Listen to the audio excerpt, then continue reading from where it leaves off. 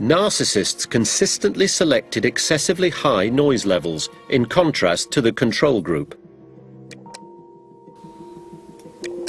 We'll look at the whole range of scores. The results of our study show that when narcissists get a good grade, they're not very aggressive, but when they get a bad grade, they set louder and longer noise blasts.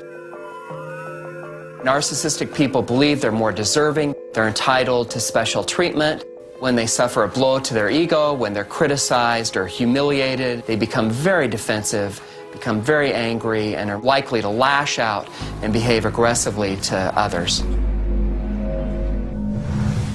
The link between narcissism and aggression is especially evident in the man who might be the most infamous cult leader in history.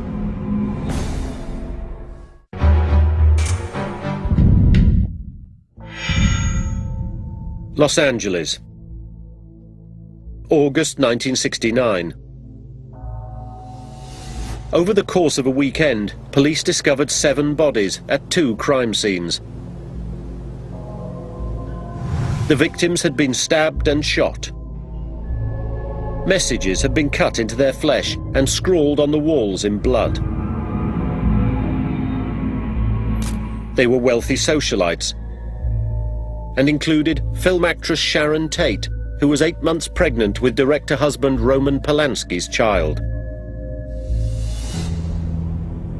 3 months after the gruesome killings, investigators linked the murders to several young hippies living on an old film location, a ranch north of LA. One of the suspects admitted that the impetus had come from their leader, a self-proclaimed messiah named Charles Manson.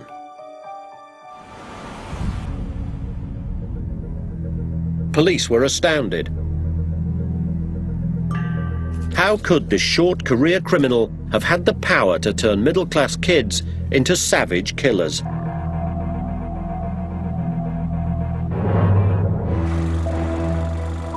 Charles Manson is the perfect prototype of a brutal cult leader. He manipulates his followers to commit his violent crimes for him. When ordering members of his cults to kill, he asserts his power and his control, satisfying his megalomania. The pain and death that his victims suffer is evidence of his hatred towards society. Dr. Stone interviewed Catherine Scher, a one-time member of the Manson family, hoping to discover how he had managed to manipulate cult members.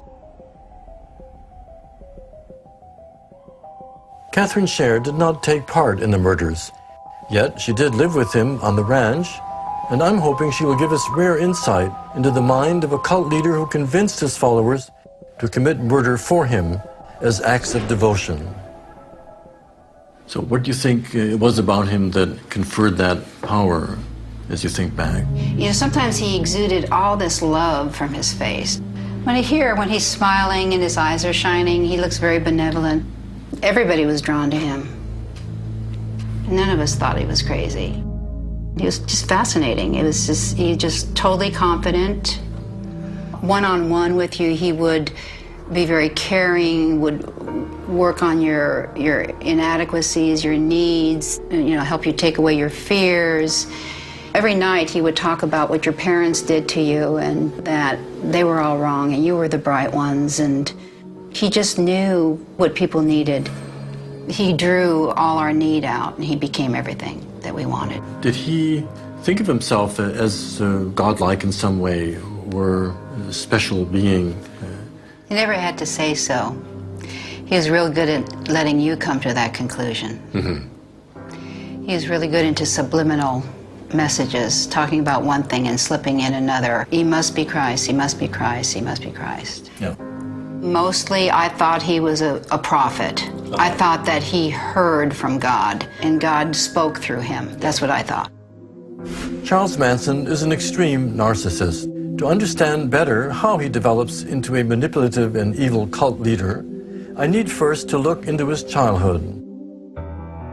Cincinnati, Ohio, in the American Midwest, 1934. Charles Manson was born to a troubled 16-year-old runaway who did not want a child. He never knew his biological father. The name Manson came from a man who had been briefly married to his mother. During his childhood, Manson's mother often disappeared for days or weeks at a time. Once, she traded him for a pitcher of beer. His uncle tracked him down days later. At the age of 12, he was sent to the first of many reform schools. He was small in stature and overcompensated by bullying others. When he was 13 years old, he ran away from the reform school. His mother promptly sent him back. This is a defining moment of abandonment for the young Manson. He is a non-entity, discarded by both family and society. Manson continued escaping from reform schools and began committing increasingly violent crimes. Car theft, armed robbery, rape. He spent 2 years in prison.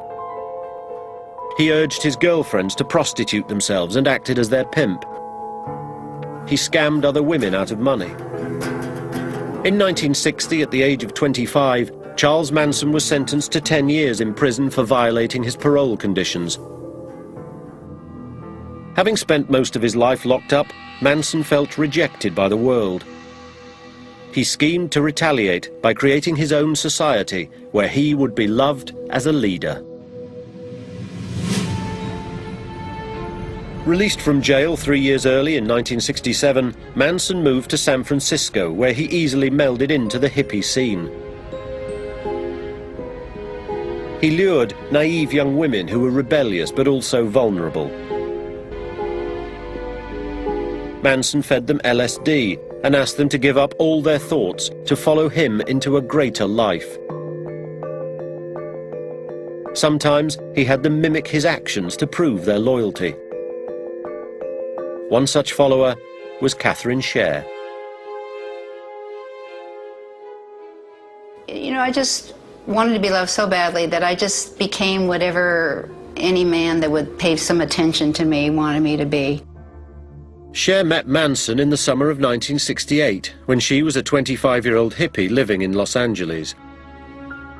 Charlie came up in a car and said, "Hey, let's all go swimming." And he'd look me straight in the eyes and pierce my eyes and said, "This is your dream, girl. Start living it." And I was fascinated. I was definitely fascinated. That same year, a group of men and women accompanied Manson to an abandoned film set outside Los Angeles. Catherine Sher was one of them. When you isolate someone or a group of people, there's no newspapers, there's no television, there's no parents, there's no family. You have to, burn all bridges. He becomes, the newscaster, the prophet, the, father, mother, everything. It was never a discussion. There was no discussions going on. It was us soaking up, almost like little birds with their mouths open, tell us more, feed us. He'd talk about what's going to happen in the future and things that are going to happen and prophetic things. Manson preached that Armageddon was coming and that his followers must be loyal to him or they would not survive. They believed him. He was not teaching that we're going to go and kill people. He was teaching survival. It's a blueprint for every cult that's ever been. Your leader is the only one that has the in with God and knows what's going to go on, and if you don't follow, then you're not going to survive it. But was there a period of time when your tendency to think was expunged? He would, first of all, put you down in front of everybody for thinking. He'd say, thinking is stinking. But he was just stealing everyone's soul to the point where they couldn't even form a thought. When mind control didn't work, Manson used the threat of violence. Catherine, known in the family as Gypsy, was called to meet with Manson and another follower, who was called Clem. And he looked at Clem and says, Clem, would you do anything for me? And Clem said, sure, I would. So this is what I want you to do. If Gypsy tries to leave, I want you to hunt her down, find her, tie her behind a car, and drag her. Don't kill her, just drag her all the way back to Spawn Ranch, slowly. Would you do that for me, brother? And Clem grinned and said, sure. Then he looked at me and said, Gypsy, are you going anywhere? And I said, no. In August of 1969, Manson proved his power as a cult leader. He gave 4 of his followers knives and sent them into the homes of strangers to exhibit their loyalty.